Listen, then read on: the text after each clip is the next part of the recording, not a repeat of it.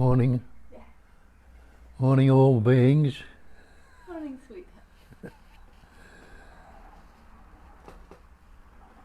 Hope everybody is well, being well, or well-being. One and the same thing. It's another term for that Chitananda. Existence, consciousness, bliss, or being, knowing, and loving to be. And isn't that naturally with you right here, right now, in this very moment? Constantly transient, constantly changing. Thoughts, feelings, emotions, everything spontaneously happening. If it's not, what happens if they're not grasped? Not fixated on, not attached to, just left as they are. Well, left as they are, everything then is as it is. Yeah. Just that pure airness, isness, not wasness, not will be, but is right now. And the thoughts, feelings and emotions, as I say, continually coming up.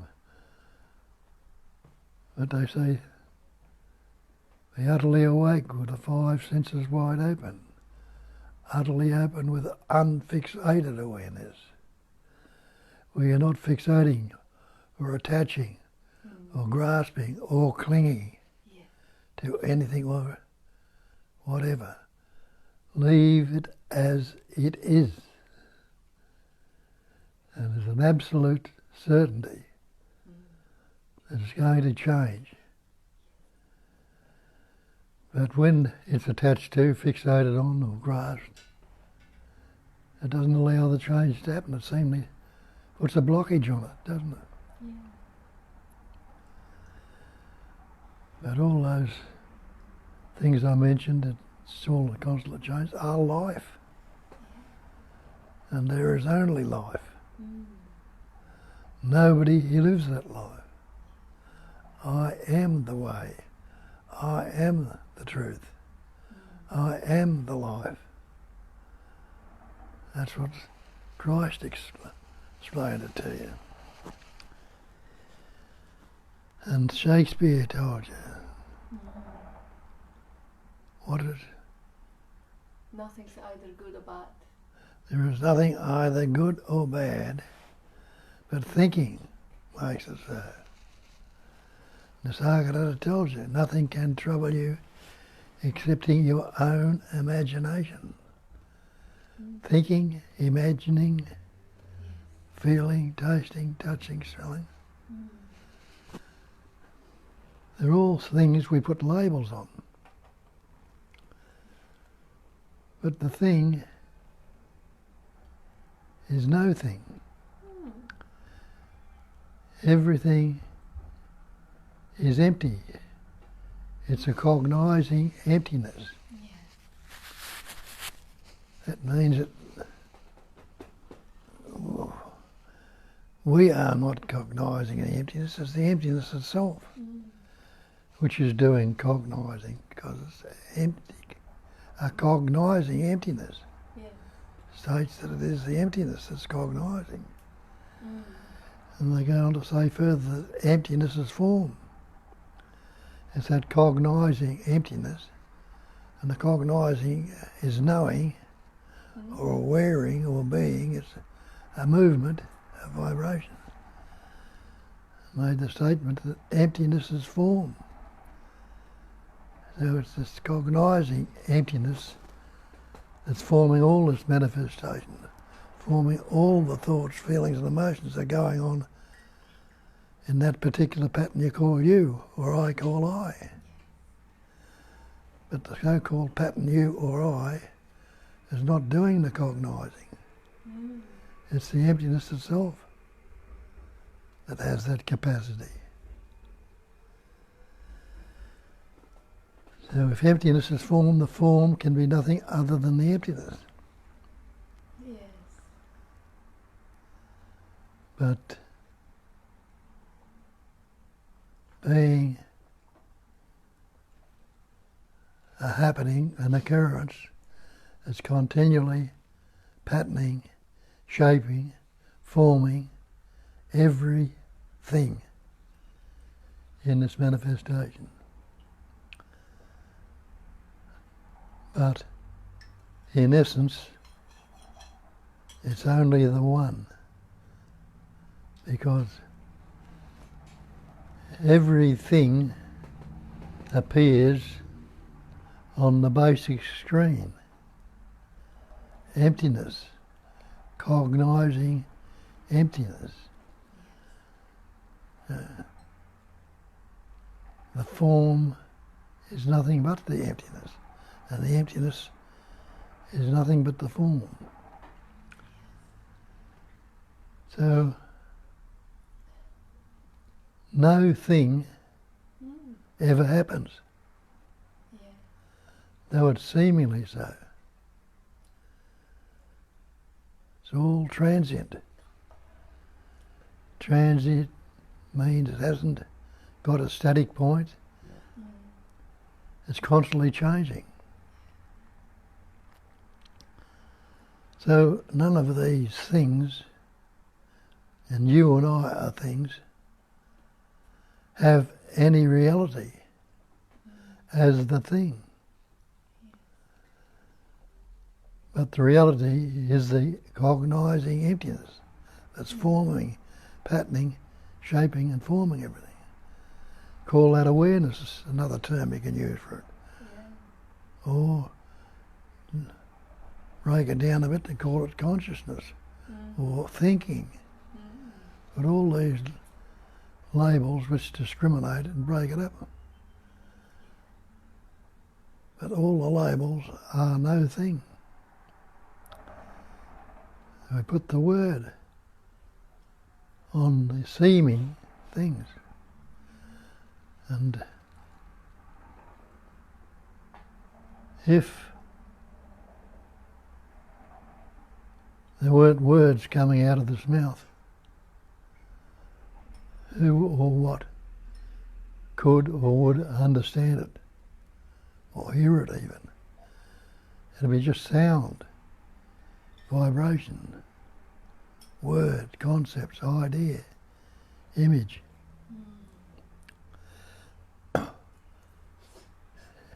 Everything is no thing. So the other way around, no thing must be everything.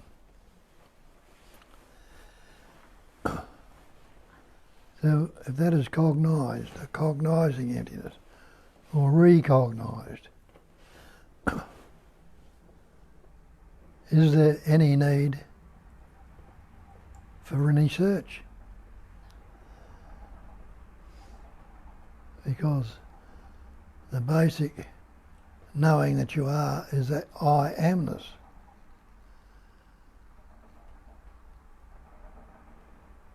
That sense of presence, the cognizing emptiness, translates as the thought I am. And that I amness is the basic essence, the no things. But we put the labels on. Even the word I am is just a sound, the om, the vibration, translated as the thought, or the word. Is the word the thing? The word is not the thing. The word is not the real. Word water you can't drink, can't swim, can't drown in it. Word fire doesn't burn your mouth. Can't cook with it, can't warm yourself with it. So all these words which we put labels on the words, the appearance, the seemingly so, and take the word to be real. And so we form ourselves as a separate entity, an individual, a person coming from persona, the mask. We've got the mask or conceptual image. I am Bob. I am an Australian. I am a good fella. I'm not so good. I'm having trouble. Or I'm fearful and I'm anxious about this. And I've got to work this out with the mind. I have to think about it. I have to feel it. All concepts, all words appearing in, on, or as the pattern, shapes and forms, but are nothing other than the no thing itself, the space-like awareness. Space has no shape, no centre, no boundaries, no circumference. So you can't say it has any form. It is formless. Yes. And we learn words, and as Shakespeare says, the words function in the pairs of opposites, like good and bad, past, future, pleasant, painful, happy, sad. See, we put concepts or ideas or images on that which has no boundaries, no centre, no circumference. There's no thing whatsoever. And we as things not realize ourselves as things, taking ourselves to be this persona, these masks, and continue to think. The thinking comes up, expressing as words, sounds, vibrations, labels which we put on all these things, take them to be real. And the energy of belief goes into them. And there you have it, the cause of all our psychological problems. The belief in the word, taking the word to be real. Because the words we've separated from the absolute, the totality, which are labels, also which we put on. But when you look at that word, what's it mean? How is it expressed? Can you add anything to absoluteness, the meaning of it? Nothing, you can't. Can you take anything away from it? So that essence that we're pointing to, or that life as absolute, it's already everything. And it's already no thing. It's already complete. Nothing to be added to it, nothing taken away. But it's seemingly, because the vibration goes on and seemingly divides it into the interrelated opposites, it's seemingly now more than one, become duality, other than one, two. But they give it to you in no uncertain terms in the scriptures. There is absolutely no duality in non-duality. Absolutely none whatsoever. How could there be if it's absolute? Or the great perfection. So we see how we've got ourselves entangled in the net of concepts, bound ourselves in the conceptual web or the cocoon.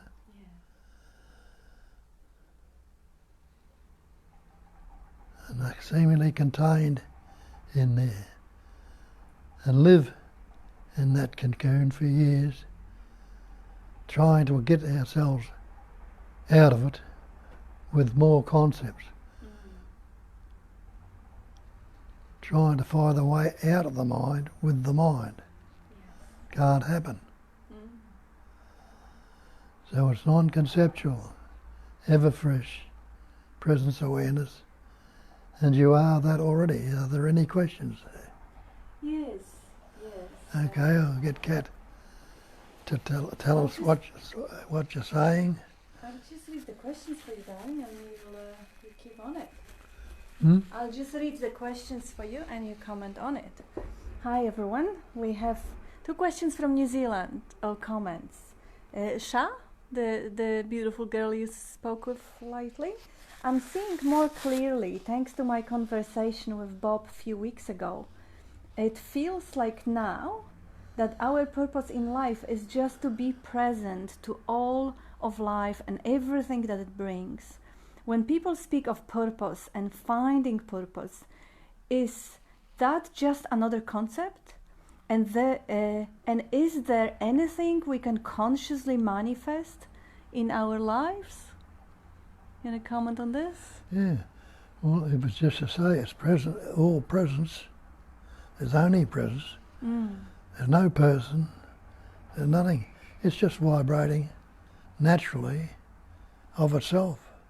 Vibrating into seeming pattern, shapes and forms which are transient, constantly changing and constantly appearing, playing around and disappearing. And when they say you are that life, that's what you are, the life. And life lives on life. Out of life more life comes. And there is only life. There is no body, mind, no mind or no thing that lives a life. Life itself is the livingness. Take the life out of that body, you've got a corpse. The corpse has eyes, ears, heart, lungs, kidneys, all those organs. But without the life essence, the pure intelligence energy, what good are they? So what are you? You're the body, mind, or the person, or are you the life itself?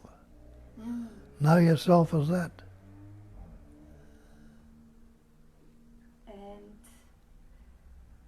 And would you like to add on the manifestation of stuff? That was the other part of the question. Read that part again. The part is, when people speak of purpose and finding purpose, is that just another concept? Yes. Is there anything we can consciously manifest in our lives? No, you can't monitor. There is no you. Yeah, no you, and the manifestation is constantly happening. Yeah, so the manifestation never stops, but there is no I that does it. It's the dance of patterns. And the manifestation is happening if it's patterning through that pattern, shape and form, which where else could it express through without the pattern, shape and form? So that pattern, shape and form, it's the life that's forming it, the life that's expressing it, and the life is utilising it as the thoughts, the feelings and the emotions, as the breathing, the heart beating, the hair and fingernails. There's only the life, and you are that. Yeah. And we have one more. Maybe I'll just sit on the chair. Yeah, sit on the chair, you're jumping. Sit on the chair. Okay, so another one from Tanya, New Zealand again. And so, the fixation on certain thought patterns that seem to cause fear and tension keeps them there? Is there any need to investigate these false stories so they will not appear anymore? Thought says it. You want to... Well, the thoughts will appear. They come up. But who's taking delivery of them? Who's fixating on them? And the answer to that would be, I am. It's me, the believed in me, that's fixating on them and holding them, instead of letting them be as they are. Now, what would happen then? Well, ask yourself, who is this me that's holding on to them? That fella tells me there is no me there. And you've probably had glimpses of it yourself already.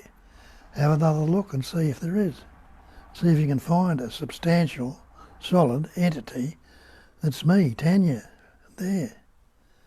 And if you can, come back and tell me. But if you can't, what are you going to attach to then? Aren't you going to let it all be as it is? Let it know, knowing full well it'll change, it's transient, it'll move on. And see that now, what's your next thought going to be? You don't know if you're trying to look from the point of view of a me.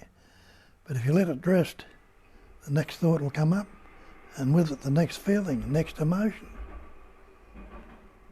Yeah, so is there any need to investigate those false stories so they will not appear anymore? You just answer. They will appear, but yes, to who? Thought says, it is this thought pattern appearing, stopping full clear seeing what I am not. Yeah, the thought says this is the thought pattern. Yeah. Obscuring and yeah. And what are you going to do when you see that? Are you going to fixate it and say, let it be? Mm. And who would say, let it be? But I mean, say that would come up as a thought also. Or it mightn't even come up as a thought. But the natural letting it go or dropping it will happen. Yes. Just as natural as you breathe in and breathe out. Your heart expands and contracts. You're not doing that. I'm expanding my heart and contracting it, expanding it again, contracting it. You're not even thinking about it. But it happens spontaneously and naturally. The breath happens. You're not saying I'm breathing in, I'm breathing out. If you want to do a Wim Hof or something, you might focus on it. But without that, just the breathing's still going on. And I think there might be value in doing those exercises of the breath and the thoughts too.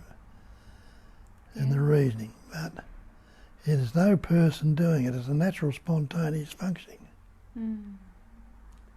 Yes, so appearing, stopping full clear seeing of what I am not. Maybe it does not matter that these thoughts patterns appear. Who cares what thought pattern appear? Beautiful. Yeah, that's right. And it doesn't matter. Because matter means it's become material. Yeah. But what you are is spirit, pure spirit. We call it spiritual and material. We think they're two separate things. But spirit is the subtle essence of things, and matter is the solidified or congealed aspect of things. But they're still the one essence, like steam, water and ice. Water is liquid form, like spirit. Then it becomes ice, it seemingly solidifies, it's become material, matter. And now, who cares what thought pattern appears? I am aware of the thoughts and can't be the thoughts, but there seem to be a little psychological suffering around these thoughts. Yeah, because it's only me that can be suffering. What would cause the suffering? The thought. The thought I'm not good enough, or I'm not that. Or this is fear, this is anger. All words or concepts we've learned. And the word's not the real. Also, see if really, because I would make a slight distinction between the suffering and just an appearance of the sensation, because there may be a sensation of sadness or even a heartbreak. Let's say your favorite pet is sick or is threatened, or somebody you love left you or something. There may be a sadness present or even a heartbreak, but if there is no resistance to it, there is certain beauty in that feeling. And presence of that feeling is not a suffering, because the feeling is appreciated. Like we habitually call that grief, sadness, they're all negative emotions. We should not have negative emotions. We should only have positive emotions. The whole division, negative, positive, is totally artificial, mind-made. Like Bob says, nothing's either, Shakespeare said that, Bob repeated, either good or bad, but thinking makes it so. So it's the thought that says that sadness is bad and love is good, or sadness is also love. You wouldn't be sad if whatever have happened, if you didn't really care. So that is a form of love. We've learned words which seemingly divide. They're all mental concepts or thoughts. Yeah. We put the meaning into them, good, bad, pleasant, painful, and seemingly divide what they tell you all the way through, that it's all indivisible. And the reason why I'm actually even referring to it is because you say, Tanya, a little psychological suffering. Psychological suffering is usually something that you don't really call little. Suffering is something that's not little. So if there is some something little, then see if there is a judgment over whatever is appearing. And when that judgment is accepted, you may find complete acceptance and appreciation of whatever shows up, anger, irritability, all of it. It can be fully appreciated, and therefore it appears, but it doesn't cause psychological suffering. It may be still uncomfortable for the body because there is a surge of cortisol, whatever, or there is, the fist clenching, but it doesn't have to cause the suffering. It's all part of the appearance. It has to divide in the pairs of opposites, because how could you discriminate it without dividing? You could just tell good from bad or pleasure from pain if you didn't put those discriminating words on them.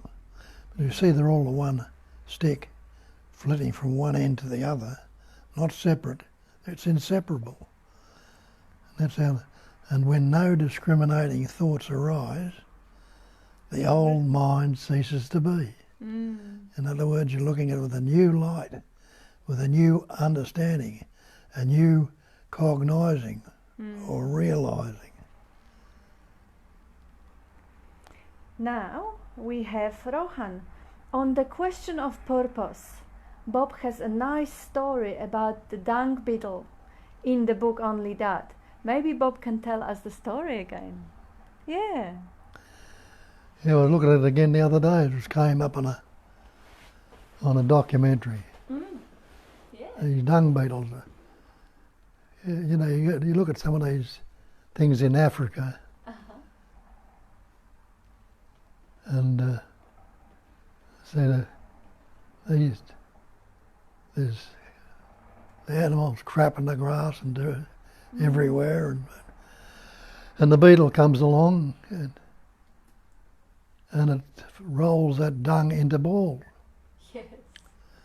Then it digs a hole in the ground and forms a little, what do they call it, the little egg in it, which metamorphoses into a grub, and that grub's a metre underground, and it grows, starts eating the dung from the inside, lives on that, and grows. Then after a certain time it metamorphoses and comes up to the surface and flies away.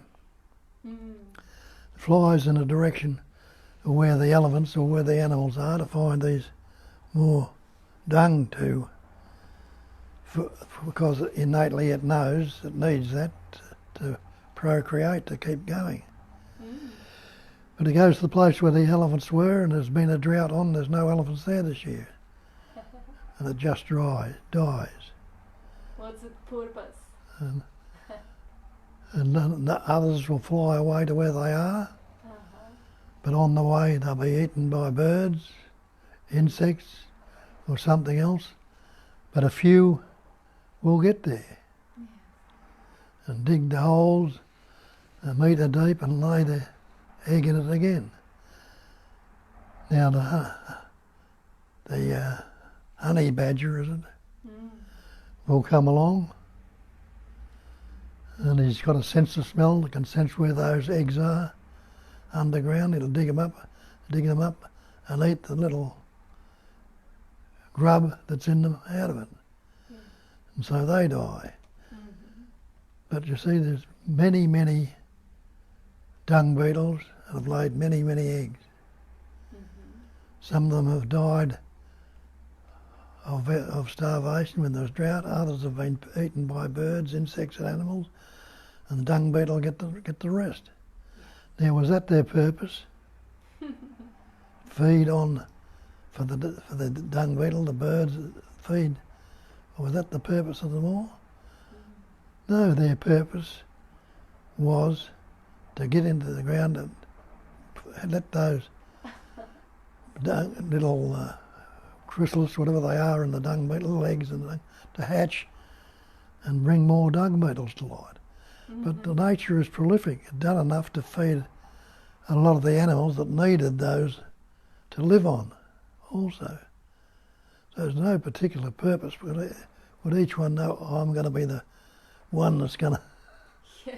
be eaten by the dung beetle or by the honey badger or by the insects, or I'm going to be squashed or killed by something else. No, each has its no purpose. Each has its what is necessary to do. It's there to be utilised and expressed as. I have a couple of nice ones. Oops, I just lost them. Oh no.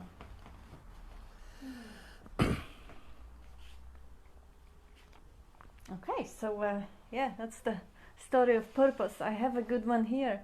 Johannes, so the mask, the persona, never done anything?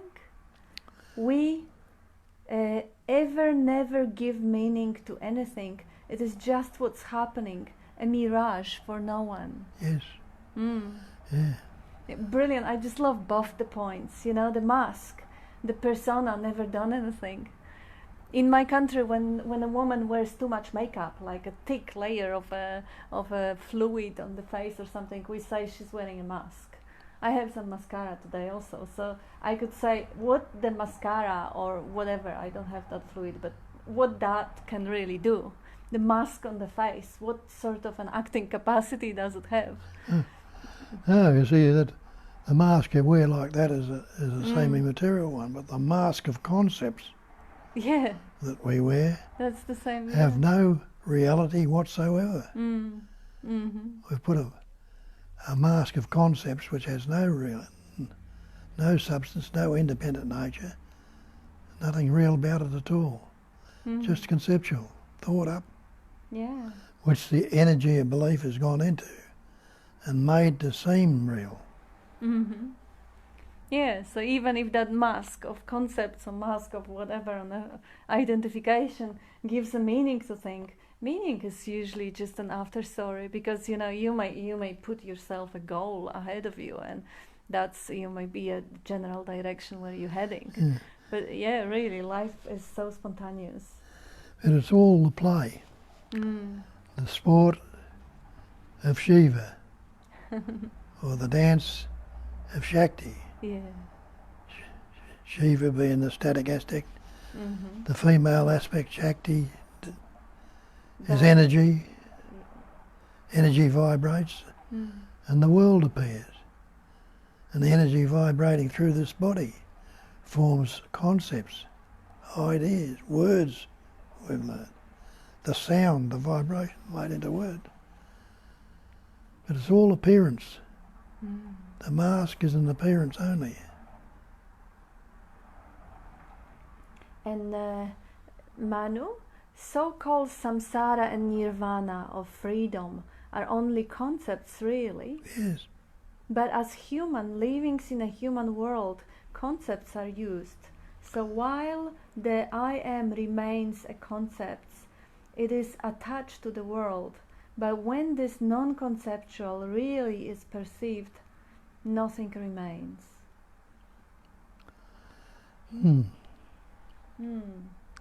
Nothing was there in the first place. There's no thing. Always the nothing. It's just the appearance. Actually, I had a really nice short conversation with our dear friend and brother Heyman yesterday, and he was bringing up the distinction between the appearance and illusion. Appearance is, it is all appearance. It appears. You can't say it is. You can't say it isn't. So the whole world. But when you look at the eye and you try to find the eye, it doesn't even appear. So he was saying this is the appearance and this is the illusion. It doesn't even appear. You can't really even say that the eye appears. It doesn't. So it is the illusion as like a dream. Yeah. You can't say a dream. It seemingly appears. You seemingly have a dream. Yeah. Where does it go when you wake up? Was it ever there? Or even while you were dreaming it? Yeah. But when this non-conceptual reality is perceived, nothing remains. Yeah, see, to actually experience disappearance of the world, you just close your eyes. Go on. That's how solid it is. Don't take that word nothing as zero, zilch and empty. There's no thing. Yeah. It's all there as no thing. a spontaneous cognising emptiness. Mm-hmm. But we take that word no thing, and think it's still zero. Mm-hmm. Oh, then we have one from Heyman. Everything is the absolute. Wim Hof is absolute. Separation is absolute. Desire is absolute. Absolute is absolutely absolute, and it doesn't matter. I am reality and unreality, form and formless, knowing and unknowing, artificial and natural, good, bad, pleasant and painful. I am is absolute. Hyman is absolute also. Yeah, beautiful. Yeah, beautifully said. I like that. Yeah, everything is that. And now Heyman says, I am everything, I am nothing. I am ever existed and never existed. Beautiful. Yep. As they put it, the ever-changing, but never changing. Mm-hmm. And now, Johannes, we are dung beetles relating to every dung which comes along. That's a nice metaphor. And having an after story too. Yeah, it's amazing how many stories you can have around anything. Yeah. And if you see that just stories, you totally enjoy them. But when you believe them to be reality, when you believe the map to be the territory or description to be the described, well, yeah, that hurts. That hurts. But when you see the narrative, the story as just a source of entertainment, and you know better sources of entertainment, so that one is just a little bit of a coloring on the basic screen of aliveness, of that deliciousness of being that is the main source of joy, a natural uncaused joy. Then yes, stories on top, sounds, music, nice food, all of it, nothing's excluded. And the sad feelings and everything else. Tanya, thank you so much, Bob and Kat. I can't find a solid separate entity, me. Only experiencing is noticed.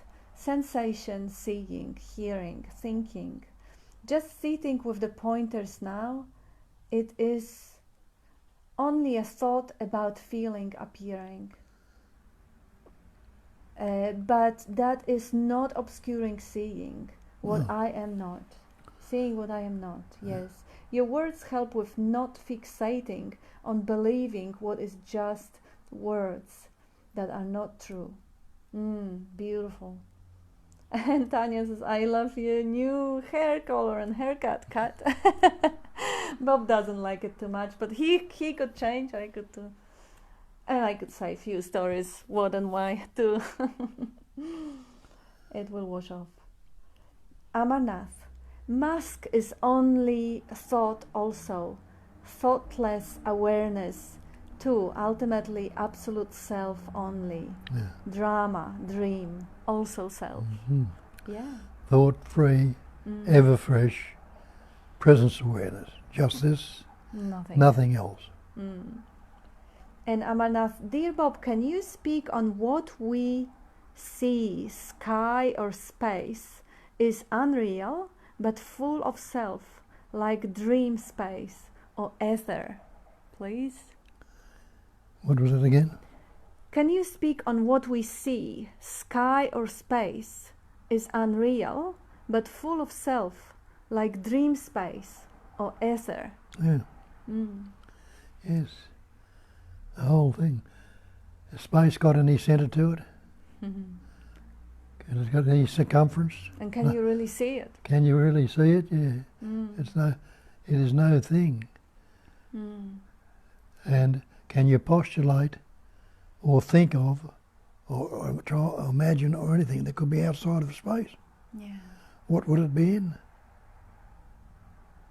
So if it's not outside of space, it must be in space. And space is no thing. Yet the seeming thing is like a dream. Appear in it. Display, pattern, shape and form, play around for a while, appear and disappear. But no thing has ever happened.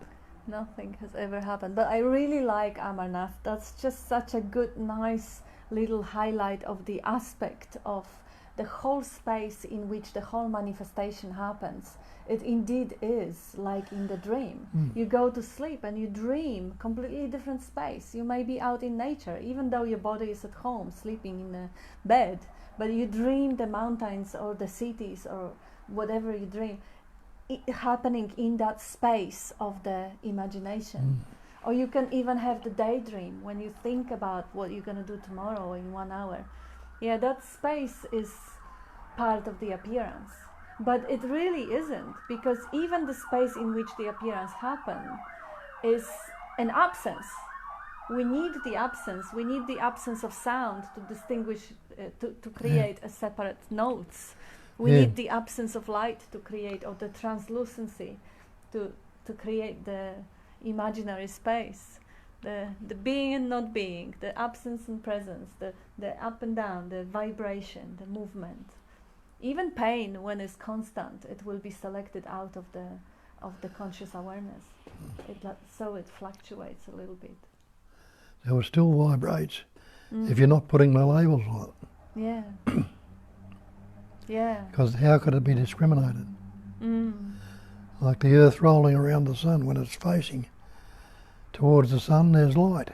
Yeah. When it's rolled around the other way, there's darkness. Now, does the earth or anything else, what is darkness? It's the absence of light, that's all it is. What's light? The absence of darkness. Yes. Just labels we put on, or seeming boundaries on the boundaryless. Yeah, but thank you for that little aspect. And now, Johannes, it is like writing on water. Yeah. Yeah, beautiful. It shows how impermanent everything is. Writing in the sky or writing on the water. And yeah, and that is it for now regarding questions or comments. You want to say something? Yeah, I can say something. I can keep talking, but it would be nice to have the direction or topic. Well, there's only the one topic, isn't it? The one direction. Everything is already and ever that. And that has no shape, no form. It's transient. It's constantly changing. Yes. And they put the label on it, presence awareness. Ever fresh, presence awareness. Presence is what we take as this immediacy or pre-sense. Yes. And awareness means you're not unaware. There is a knowingness or a consciousness or an awareness there in which everything, that never goes. That is the emptiness, the cognizing emptiness. Ever fresh presence awareness. It's ever fresh, ever new. But it's no thing, no boundaries, no centre, no circumference, no thing where it can be clung to or hung on to. Yeah. But we hang on to thoughts, feelings and emotions, keep them there.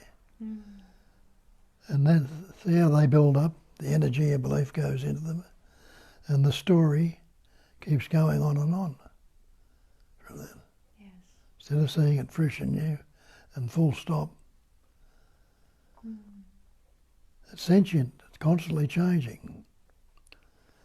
This idea of I, we're constantly reinforcing and believing it to be real. Instead of seeing the I am as just the sense of presence, it's not relating to the person, the conceptual image. Ever fresh presence awareness. That means it doesn't have any duration. It doesn't have any time. Investigate time and see, is there a past if I don't think about it?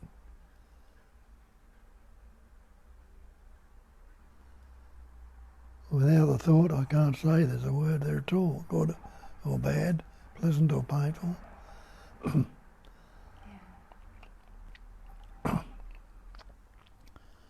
So past and future are words, concepts, ideas.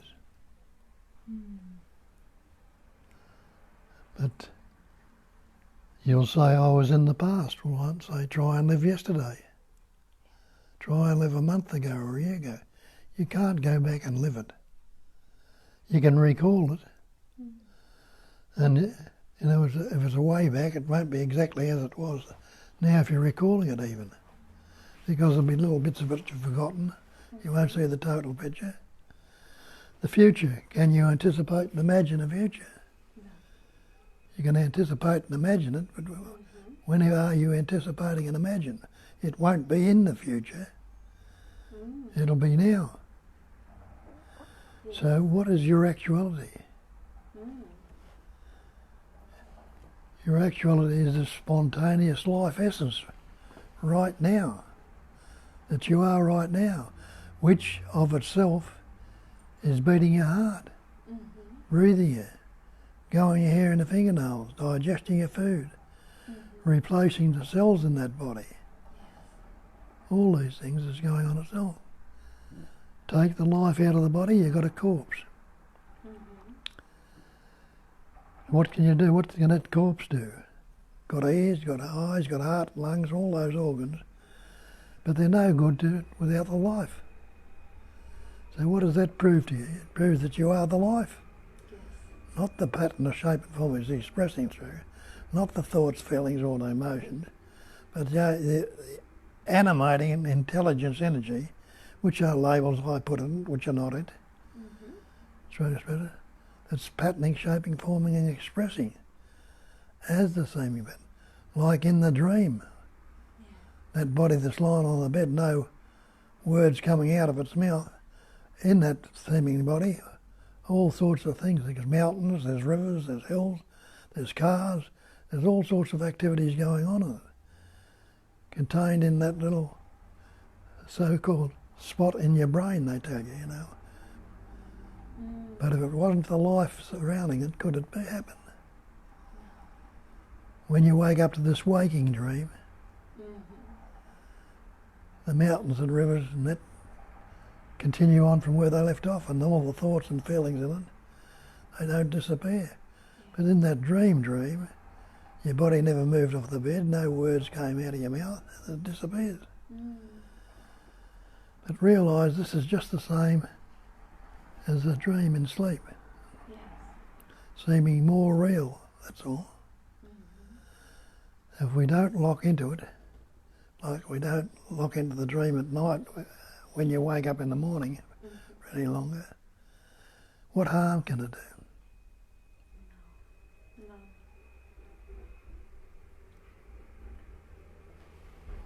Yes, so I have another couple. It is, God is asking, how intellectual concepts be integrated? How to integrate intellectual concepts? Not sure why would you, but well, nobody is doing it, he says. No, integrated, I would say. That's just happening, integration. Because when the life essence moves out of the body, disintegration starts. Yeah, but integrate concepts. Yeah. Well, the words are taken on, believed on, because that concept I takes them to be real. Yes. Yes.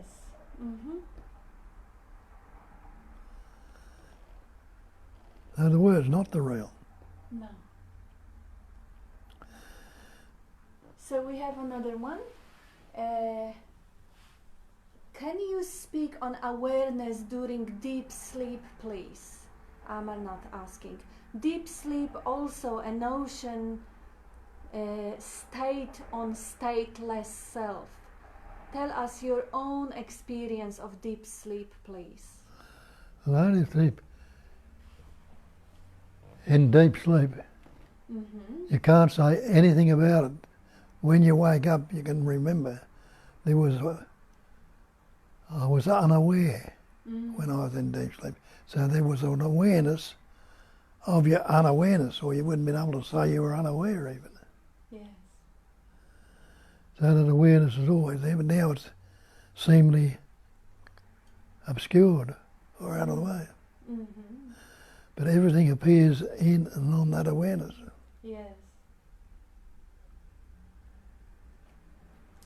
Yes, so Amarnath asked both of us to answer that question, so I'll just tell you, Amarnath, I remember a lot of dreams, which makes my life quite abundant in a variety.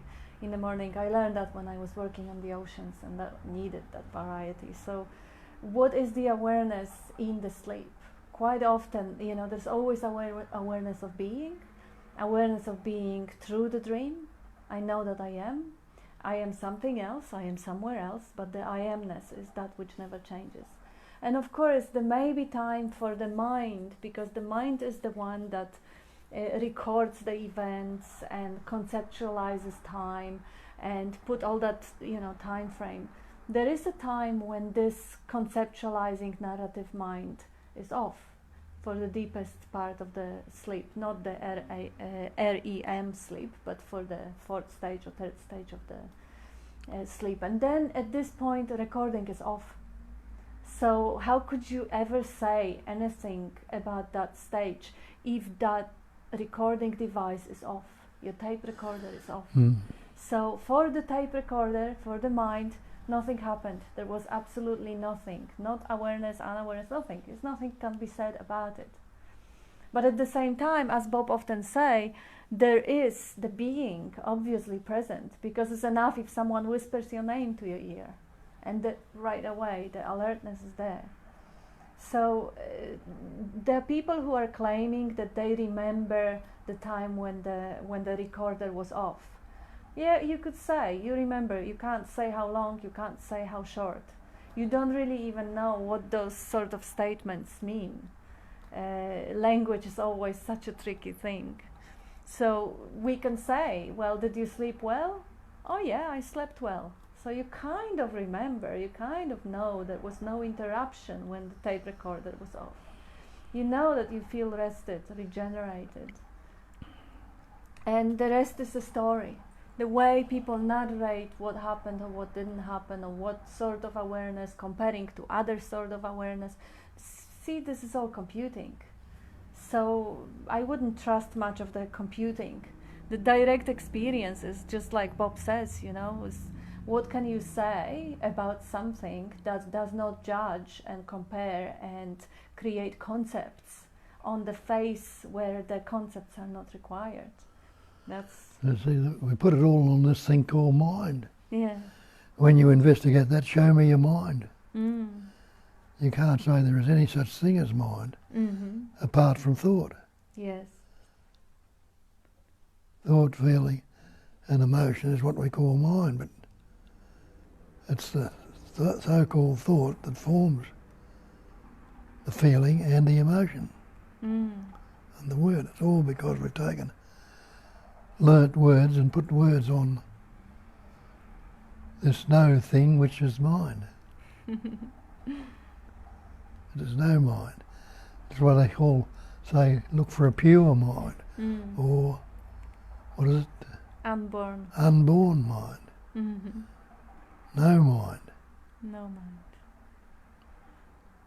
In the mind, no mind. Yes. In the thought, no thought. Yes, in the mind, no mind. Another way of looking at it, when the mind, so-called mind, comes, tell yourself, no mind. Well, then that's in the mind, in that in the thought, no thought. And the next thought comes, say no thought. No mind, no thought. Do that for a while. Have you got any room to let anything else in? Yeah, that's a cute little experiment that Bob inspire people to do, just to see, just to experiment, see how it is going to happen. And of course, by saying inspire, he doesn't tell you what to do, because there's no one to do anything. But if the inspiration latch on and move you, that will happen. That will spontaneously happen. That experiment will happen. And we have more here. Oh, we have a lot more. Thank you. Thank you for writing. Heyman, dear Bob and Kat, are these manifestations appearing on a platform? I would say all manifestations are the platform itself. What would you say? Find the self. Yeah, the platform. Yeah, well, it appears out of itself, so it doesn't need anything to appear on. But we don't use the platform, but we use basic screen or something, or the awareness, or the consciousness, or the emptiness, or the cognizing emptiness. But they are not two things. When Bob is talking about Shiva and Shakti, it doesn't mean there is a Shiva, which is consciousness or emptiness or sky, and Shakti, which means forms. Forms and emptiness are one and the same thing. And I know that this is what you're asking, because yes, there is no platform. The platform, the appearance appears of itself. The vibration comes of itself, and it appears as the multitude of forms, but it's not separated from the emptiness. It is the emptiness. That's right. No static point anywhere. Yeah. You can fixate on. It's the ocean waving, one could say. And of course that analogy is also limited, because for the ocean to wave, you need something above the ocean where the waves could be formed. And for the whole manifestation, you don't need anything outside of it for it to exist. That's why it's ungraspable for the mind. But the ocean waving is kind of close enough to help to imagine, but knowing the limitation of it. But yeah, good point, Heyman. Yes, there is no platform. So he says manifestation, platform itself. Yes, I'm just repeating last statement of Heyman, that I would say all manifestations are the platform, not the platform, but whatever they, the substratum or, Yes. And now Rohan says, how is it that you know that there was a deep sleep state in the first place? Does this not confirm that there is an awareness there? Yeah. Good point. Yeah, beautifully said. Yeah, you know, you had a peaceful or blissful, you often say, blissful sleep. Yeah. Now, Manu, same happens when you try to see what was there before to be born. Before you were born, No thing. And now, Rohan, the problem is we have some idea that the false individual of the waking state should somehow be aware in the sleep state. What marks it is sleep is the temporary absence of the seeming individual. Yeah, one could say that the deep sleep with no individual self is closer to the natural state of truth than the dreaming, the self relating to the world. Although the dream state, there is a character in the dream state who has, although in my experience that character has very, very little of self-obsession. That character just acts as out of the responding to the environment. I usually don't know my name when I'm dreaming. And here we've got to be careful because we're discriminating again. Deep sleep, dream state, waking state. Yeah, good point. Yeah, they're just different phases of the appearance. Yeah. One essence. And that is also something that sounds rude for people, but I still like to bring it up. What is the relevance of the time before I was born, or the time when I will die, or the time when I will be sleeping next night, or in a week time, comparing to this moment now? Because this is the moment when we experience things directly. When the direct experiencing will be really anchored and stabilized, and the attention will be trained to just continuously follow that basic aliveness of the experience. It may be transferred to the dreaming, but who cares?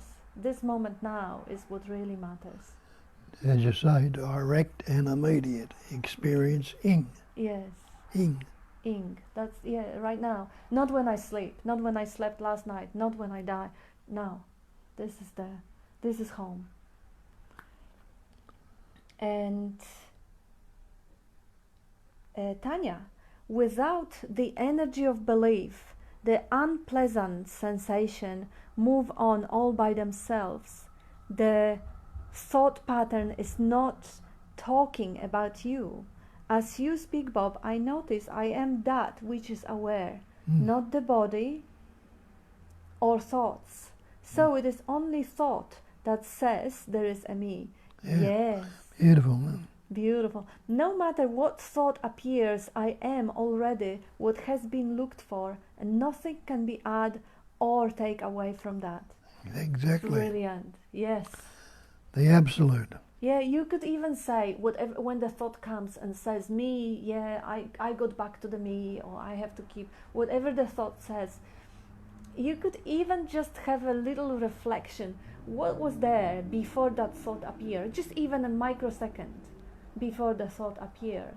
The existence was already there.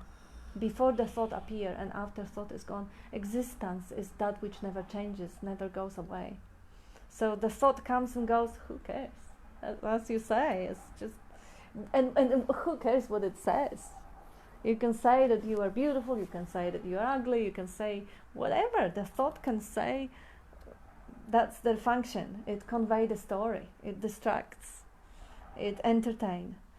Heyman, from viewpoint of reality, there is no possibility to differentiate between complexity and simplicity.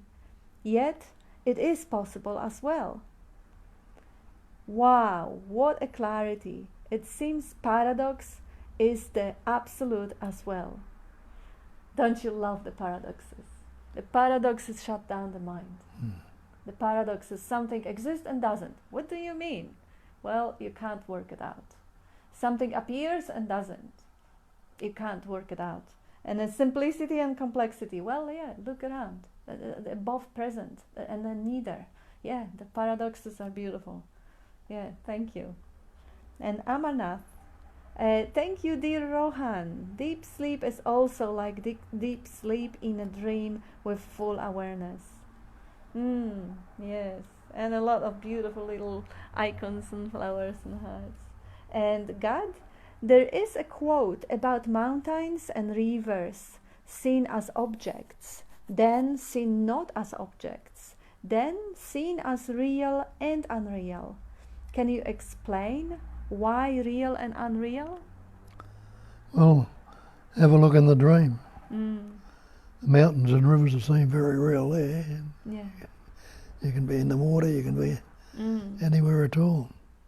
Yeah, this is that analogy of this 4 transformations of Zen. At first the mountains are mountains and the rivers are rivers. Yeah. And then you go, that's the 90 degrees, then you go down and they disappear. Everything is empty, everything is non-existent. And then as the understanding progresses and matures, they appear again, but you know they are empty. Yeah. They exist, but you know they are empty. Their nature is empty. They can't stand on its own. They are not independent. Exactly. They only appearance. And that's knowing the truth. Yes. And the truth will set you free. You're free of the belief and all. And now, Heyman, Kat, would you still need variety if you go on the ship again? Or you don't believe it anymore? I have no idea. I think that is again part of the life that self-regulates. So this is certain, and that we believe into existence, that there is certain nervous system having certain needs and stuff. This is just a story of belief. How it would work itself out? Yeah, it self-regulates. It would find a way to work itself out. I have certain set of habits for looking out for beauty. Like even though I haven't been at sea for 5 years, it's gonna be 5, actually it's gonna be exactly 5 years in 6 days. 26th of February, 5 years ago, I got back from the ship and moved in with Bob. And I still have pure ecstatic beauties of watching the clouds and the sky and the sea and the nature and all of it. So it seems like there is a variety. It is just a habitual appreciation for the appearance. Even though it's all empty, even though I look at it and I know that this is just a beautiful dream, nevertheless it's so appreciated. So variety is still there, even though, I'm not working on the ships. Although there was a variety coming up from traveling the world and meeting different people, different cultures, this variety is absent now.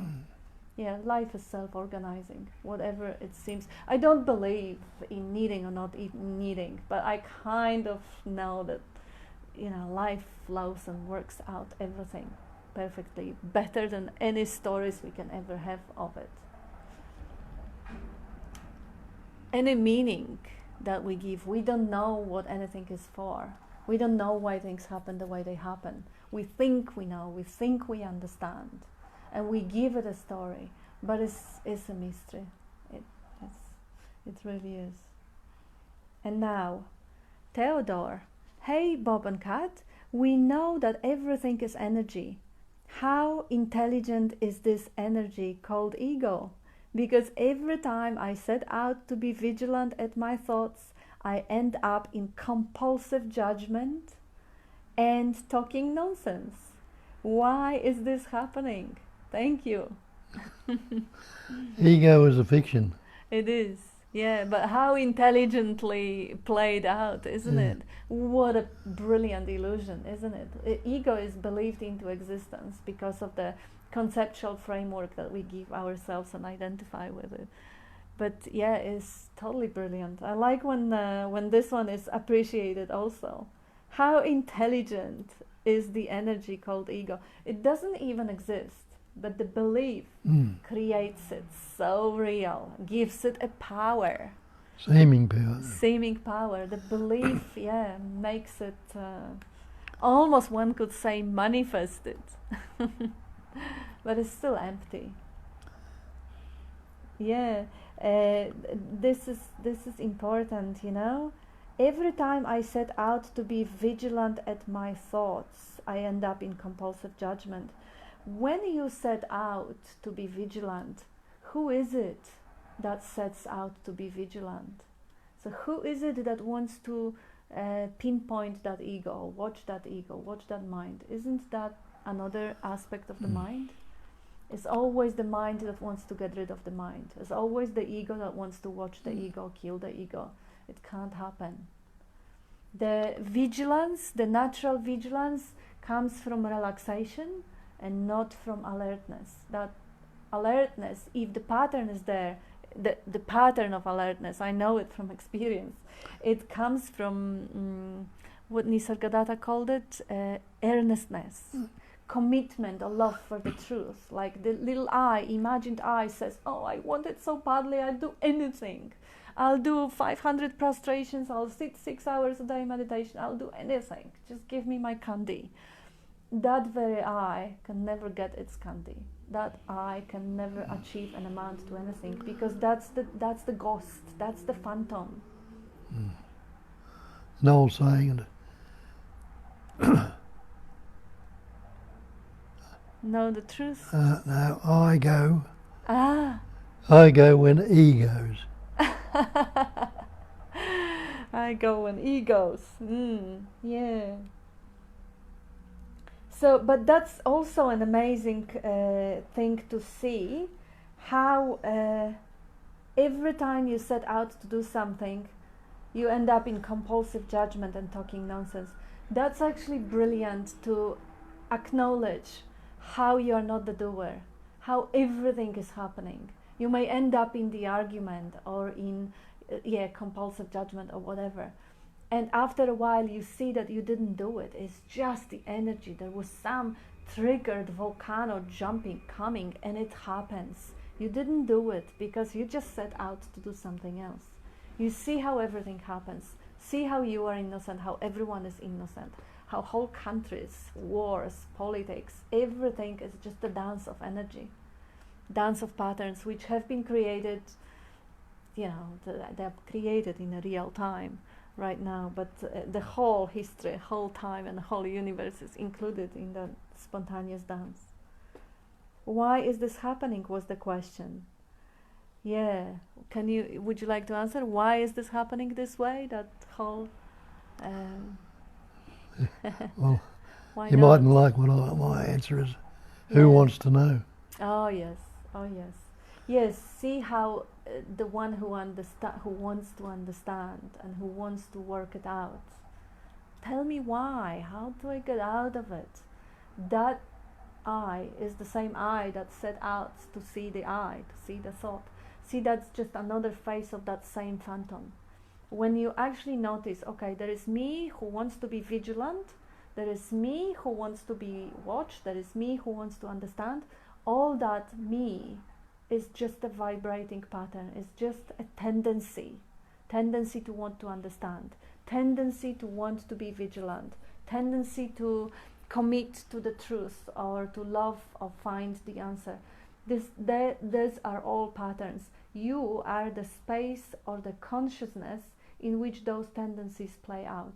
There is no I, it's just a tendency. Well, we tried, that's when we say we try to grasp it with a concept. Yes. And we fail. Mm. And you're bound to fail because it's non-conceptual. Yes. Yeah, why is this happening? That's exactly, as Bob says, trying to grasp it with the concept. Answer me the question why. Can't do it because that will be just the mind. That will be just... And we can go for the story why. Because, yeah, one of the beautiful stories why is because if you don't fall asleep, you can't wake up. So why is it happening that we have the ego and we can't find a way out? Because, yeah, for the awakening, the dream or illusion of separation is the prerequisite. If you look at the animals, they don't have narrative self. They don't feel separate. They're already in the natural state. And how well do they appreciate it? They take it for granted. And now as a baby loses that natural self, a natural state, and learn concepts, start arguing, then start labeling itself, and then growing that sense of insecurity and vulnerability and sense of worthlessness, and trying to medicate it with things, with the more concepts and objects and relationships and careers and status and perhaps admiration from other people, whatever the person does to medicate that sense of lack. And then suddenly a shift happens, relaxation happens, and oh my gosh, that sense of lack was completely believed into existence because I believed the thoughts of what I am. I believe the thought that I am limited or ugly or stupid. Without those thoughts, there is no sense of lack. There is nowhere to go, nothing to get. I'm already in a natural state, just like the animal. And now we got Amarnath. Whatever we are speaking about, deep sleep is with our memory or imagination or thought only. Same with waking state too. If we stop talking and thinking, who are we? That's Siler Bob. He is, Amarnath is quoting you. Yeah. Where is the deep sleep right now?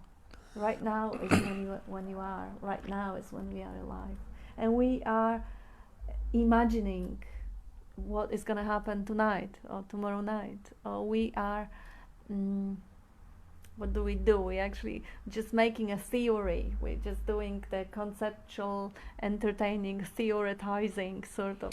Going to time. Yes, going to time. Yeah, Arthur. Upsani Baba said that enlightenment is like dreamless sleep, but with one exception. In dreamless sleep you are aware of nothing, but in enlightenment you are aware of infinite bliss. Do you want to comment on that, Bob? No, that's right. Oh, thank you, Richard. He says my hair color is cool. Yeah, in enlightenment you are aware of infinite bliss. Yeah, don't have the images or imagination about what it means, because in this way you will miss out on the natural state. Because when you look at the natural state in which the trees, the sky, the dog who has Buddha nature and everything else is, they not necessarily scream out in ecstasy. They not. Natural state is the bliss is just that bliss which you have in a deep sleep. People hear that word bliss, I can't find the bliss, I can't find. Yes. Just loving to be, or just being, pure being. Yeah, just appreciation of the aliveness. No of conceptual existence. state. Yes. It doesn't mean there would be moments of intense shivers, but those are passing experiences. But the base, which is not an experience, is not an experience of pleasure or displeasure. They call it bliss of being or ananda, but that's really base. That's really Loving to be. yeah, quite neutral.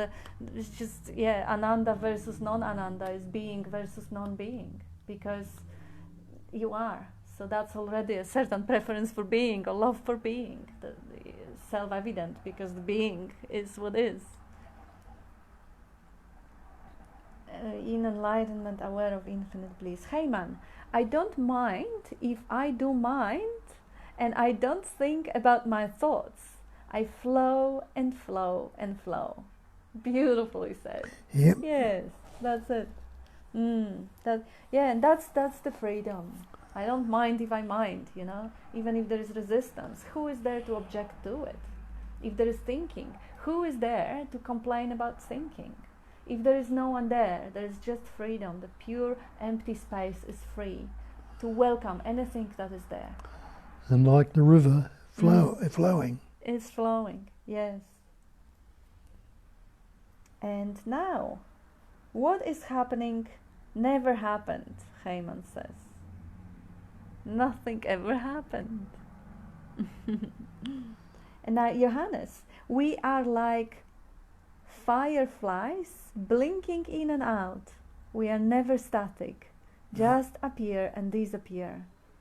Beautiful, and everything is like that. It's all transient. Yeah, the bodies, the thoughts, the feelings, the perceptions, the impressions. Transient. Yes. Ever changing, but never changing. Never changing. Oh, we have something from Brett. He always has the beautiful images. The sun, the shadow, the soil, the same. Fracturing the same, sameness. Yeah. Fracturing form is a falsehood. Feverishly we foster, feverishly, how you pronounce that? Feverishly? Feverishly, yeah. Yes, feverishly we foster this fiction. The suture, can you read it? You're probably better in your English pronunciation than I could ever be. And I don't want to waste it because it's always so beautiful. Okay, just read from the beginning. The sun, the shadow, the soil, the same.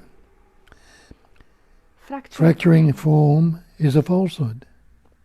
Feverishly we foster this fiction. The suture, binding the past and future, is presence. No now, no then, no when, no again. Beautiful. Yes, thank you. Beautiful. Amarnath, there is nothing like non-self and self. There is only self, absolute awareness. And Amarnath says, thanks Kat for this. Life working on itself, no planner, still planning might happen spontaneously. Yeah, life self-organizing. Whatever is required shows up. And God, I am, there is no I. I am is the manifestation. If you think that I am has any substance, or there is something that has any appearance, then yes, it is a manifestation. But if you think of I am as this just a translation of the experience of existence, then it is the base. It's just, if you can conceive of it as it, then it is manifestation. If it's not it, if it's just that presence of existence, then it's not a manifestation. And Richard, Heyman says, what is happening never happened, but did the never happen never happen? Yes, Richard. Yeah, good question. Did the never happen never happened? I, the unmanifest, God asking, am the manifestation.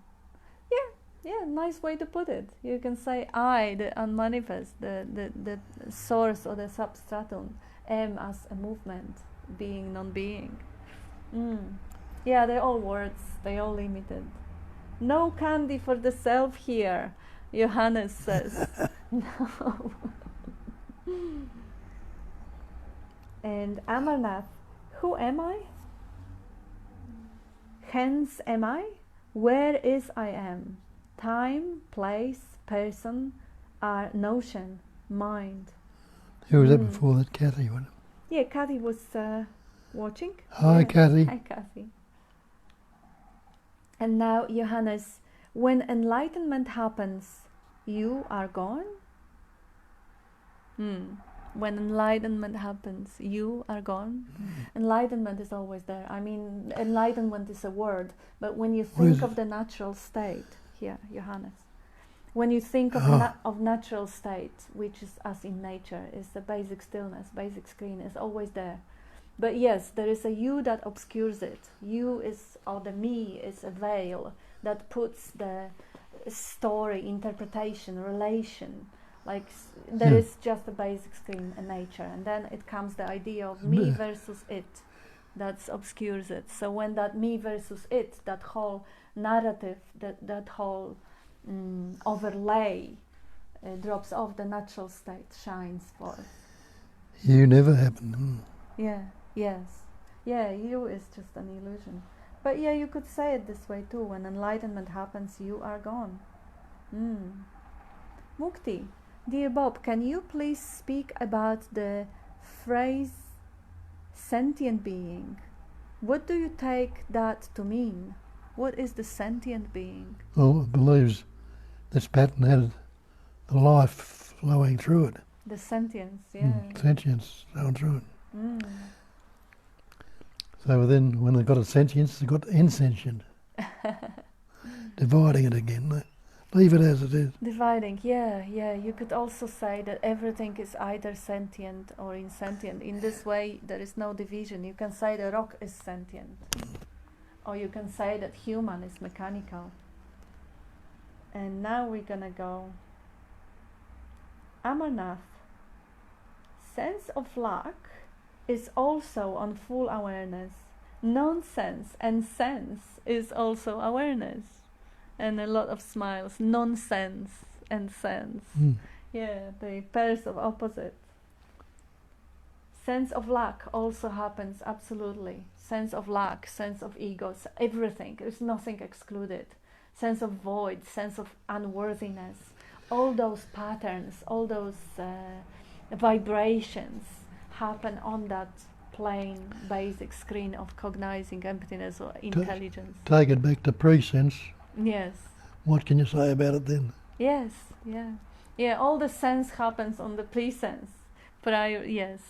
Because, this is a good point that Amarnath is bringing up, that sense of lack, sense of void, is also just a pattern happening in that space-like awareness or intelligence. And Mukti, love that cat. Who is there to complain about thinking? Yeah.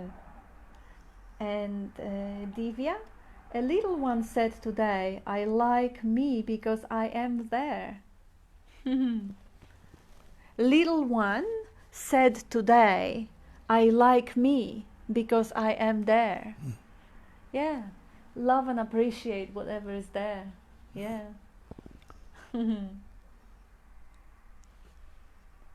Flowing and flowering, God says.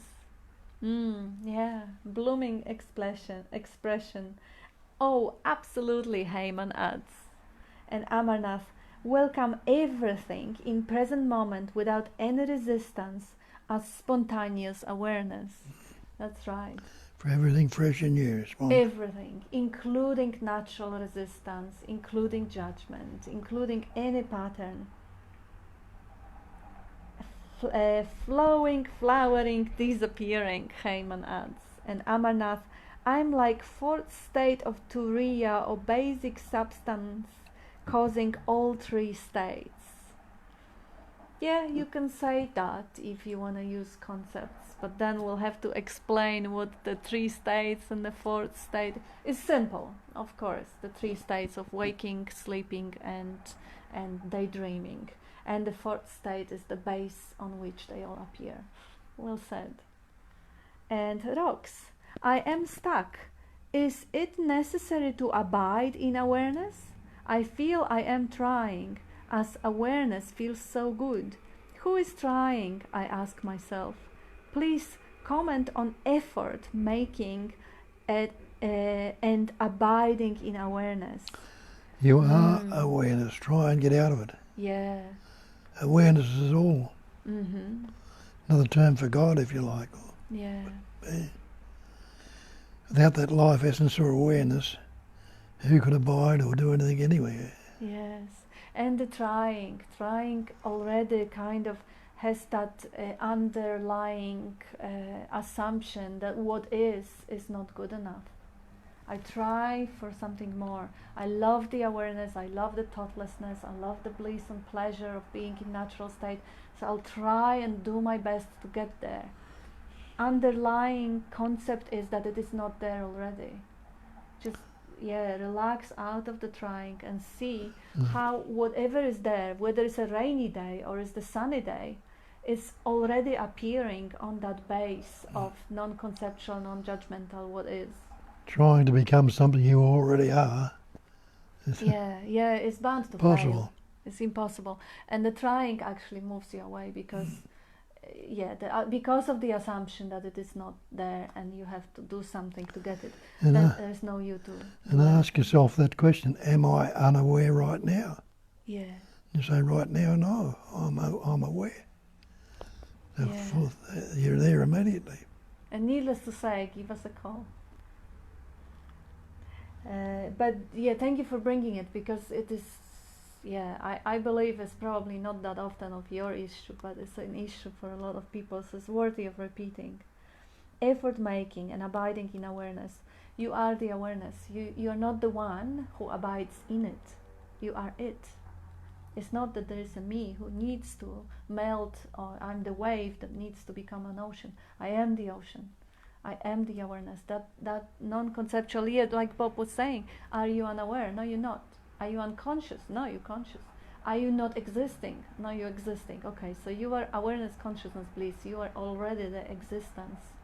There may be an idea that, look here, but I think it could have been a little bit better, That moment is not just who is judging, says who. Because when you look at your animals, or trees on the dry weather dying of the heat of the sun, they don't say that's not good enough.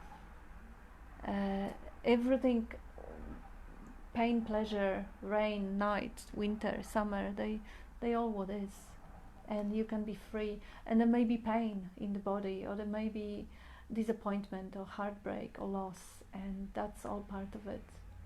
And I hope you don't go through any of it. Heyman, the I that I am is the same that knows that I am? RP, I don't know who's RP.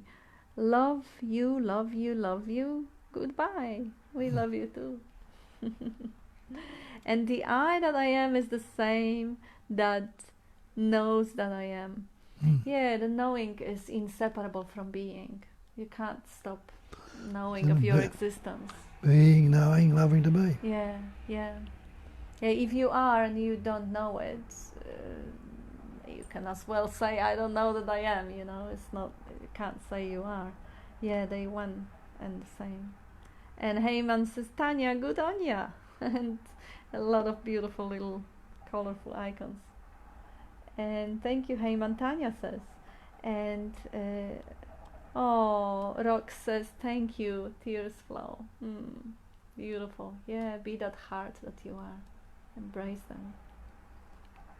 And God, if there is suffering, can I increase suffering if nobody is doing anything? Yeah, try it. Try it. If there is suffering, can I increase the suffering? Like amplify it a little bit, strengthen it, make it stronger. Yeah, see it. Yeah, find out. There's nobody doing it, but can you still eat? It's a paradox again. Or let's say if there is a pain in the body, can you if you have a bruise, can you pinch it? There's nobody doing it, and yeah, it seems like it.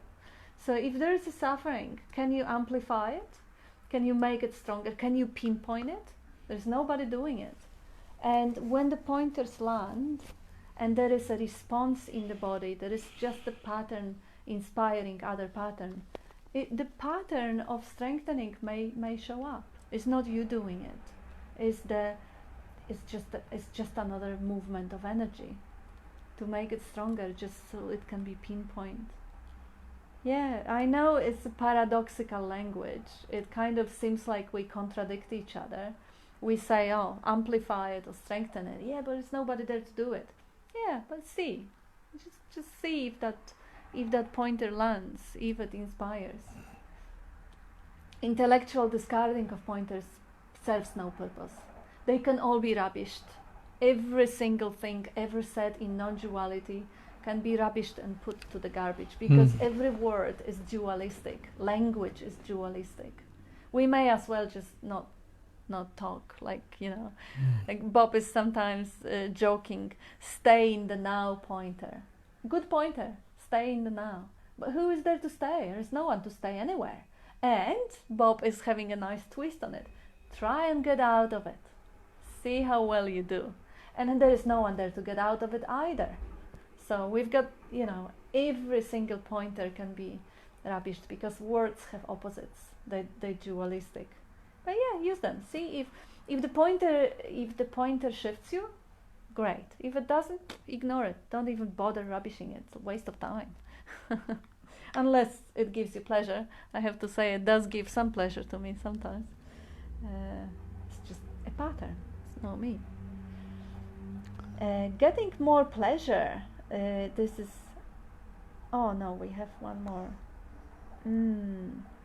Arthur, Bob and Kat, the two of you are so loving. Oh, thank you. And Tony is watching. Hi, Tony. And Amarnath, you are awareness. Beautiful. Thanks a million. Bob, there is no abidance or abider at all. There is no trying at all. And a lot of beautiful hearts. I am unaware. Am I unaware right now? Thanks a million, Bob. There is nothing like unawareness at all. Self-realization is also notion. All are self-realized, only but unaware is paradox. And God, getting more pleasure or more suffering is not possible because the me doesn't exist and do nothing. Yeah, everything changes. The amount of pleasure and pain is changing as everything all the time. Spontaneously. So there is this amount of pain and pleasure right now. In a minute, second, day, whatever, is going to be different. There will be more pain, less pleasure, but they will be fluctuating. And nobody does that. Just like nobody rolls the earth around the sun, nobody changes seasons.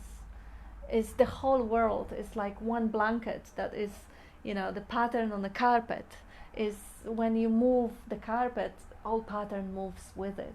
It's all interconnected, interdependent, interrelated. So the pain, pleasure changes, but there is no single cause. It's not that you can change that. The whole world will change that. Time. Oh, sorry. Okay, I'll just quickly go. Sorry, I'll just quickly go through what's left and see if we don't make too much of it, because because we have the lunch commitment, so we can't. What? We have lunch commitment. We can't stay much longer. Getting more pleasure of pain. You got this one. And thank you, says Rohan and Jane and Amarnath. Thank you. And Johannes, thank you for holding the space here. Bless you all. Thank you. And Tanya, beautiful meeting. Lots of peace, Bob. And thank you from Brett. And today's words: a cool drink of water from the wellspring of wisdom. Much appreciated. Gorgeous. Who was that? That's Brett. Oh, you've got such a way with words. And Billy, 2 small problems I had which I couldn't solve became solved today. Strange thing is both problems were answered and solved by actions I would never have thought of. Just amazed me. Your thoughts.